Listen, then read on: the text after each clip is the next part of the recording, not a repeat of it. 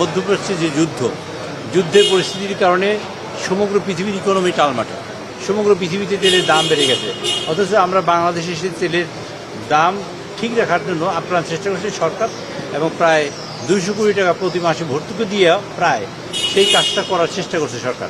এই বিষয়টা সংসদ সদস্যদের অবহিত করা, এবং এ ব্যাপারে সংসদ সদস্যের কাছে মাননীয় নেতা আমাদের বলেছেন যে সর্বত্রই আপনারা ভিজিলেন্ট হবেন, যাতে বাংলাদেশের মানুষ যেন এই বিষয়ে অত দৃষ্টি সম্পন্ন হয়, এবং তারা যেন তেলের দাম কোথাও না বাড়ে, এবং এই প্রয়োজনীয় পদক্ষেপ নিতে পারে সব জায়গায়।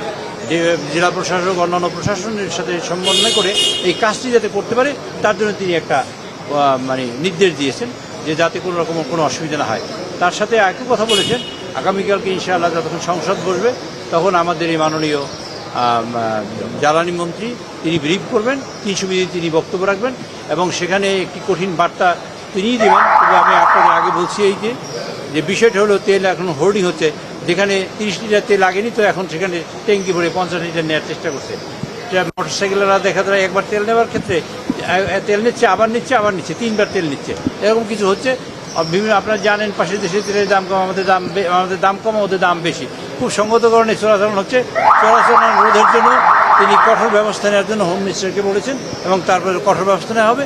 একই সময় অভিযান চালানো হবে যারা এরকম হোর্ডিং করছে বা যারা তেলের মজুত করে রাখছে বা তেলের আর্টিফিশিয়াল ক্রাইসিস তৈরি করার চেষ্টা করছে তাদের ব্যাপারে।